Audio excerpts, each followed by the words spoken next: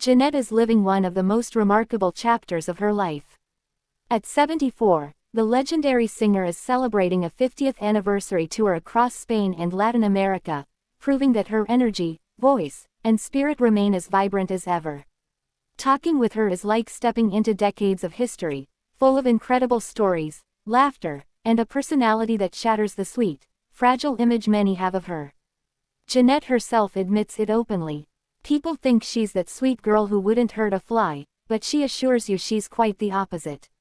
Fun, mischievous, and strong-willed, she has carried a rebellious spirit since childhood. Her beginnings in music read like a movie script. She was very young, studying at an American convent school in Barcelona, when her mother gave her a guitar. Self-taught, she figured out the chords to "Collate, Niña" on her own. A friend of her mother told her about some kids rehearsing in a pharmacy basement. She went to listen, and shortly after, Picnic was born, the first chapter of a legendary career. On Sunday mornings, they would play at a tiny spot in Radio Barcelona, barely big enough for 20 people. One night, they recorded a demo that reached Hispavox and stunned producer Trebuchelli. Suddenly, Jeanette found herself in some of the most incredible recording studios, not fully realizing that this was really happening. Neither her mother nor her grandfather initially believed she could make a living from music. Her grandfather would ask, "Do you really think you can earn a living from this?" And she would answer confidently, as if some higher power had destined her to be a singer. And she was right. Today, with over 5 million monthly listeners, her songs have transcended generations. Her legacy is undeniable. David Bisbal recorded Fente e Fente, Laura Pausini covered Porque te vas, and Selena Gomez has performed El Muchacho de los Ojos Tristes. During the Latin Grammys in Seville, she sang alongside Aitana, and the young artist's excitement was palpable. Jeanette recalls it as one of the most beautiful moments of her career, a true passing of the torch. But life hasn't been all applause and lights. Music also served as her refuge during the darkest moments, especially after the illness and eventual passing of her husband. He battled a heart condition for 10 years, and the doctors were honest from the start.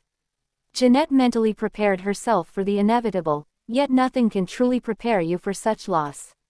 4 days after his passing in 2022, she returned to the stage, performing at the Sonorama Festival weighing less than 40 kilos. Her heart was shattered, but she sang, as she always has, because the show must go on. In every concert, her final song is always Soy Rebelde, a tribute to him and a bittersweet reminder that life's circus continues, with all its highs and heartbreaks. She also honors friends no longer with us, like Tony Ronald, while celebrating those still performing, such as Rafael, Diongo, and El Puma. When asked if she's ever been rebellious, she smiles. Jeanette confesses she's not marching in protests like Jane Fonda, but her personality is anything but mild. Outgoing, adventurous, and mischievous, she defies the sweet little girl stereotype. If she hadn't been a singer, she could have been a pilot. She loved flying from the age of 8 and dreamed of working in aviation. Though women weren't typically accepted into military schools at the time, Jeanette persisted, showing early signs of the courage and determination that would define her life. Her trailblazing nature extended beyond music and aviation. She became the first female karateka in Spain, insisting on training in a school that only allowed boys. 30 women signed up, but only 9 completed the course, Jeanette among them. Jeanette has also faced moments of real danger. In 2022, during a tour in Colombia, she was in a car that was shot at. Windows shattered, seats riddled with bullets, yet miraculously, no one was hurt. She immediately ensured her family knew she was safe, shielding her hospitalized husband from the news, and proceeded to rehearsal as if nothing had happened. Beyond her music career, Jeanette is now a grandmother, embracing this role with the same grace and humility that has marked her life.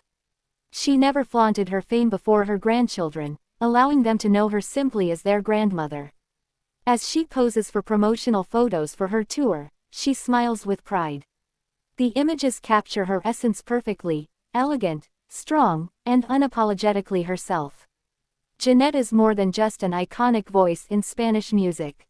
She's a trailblazer, a survivor of loss, a daring adventurer, and a woman celebrating half a century of extraordinary life on stage. At 74, she continues to sing, inspire, and move audiences, proving that passion has no expiration date. And maybe that's why, when people try to label her as the sweet, innocent girl from her early songs, she responds with a playful smirk. Because Jeanette is so much more than that. She's a rebel who never stopped flying.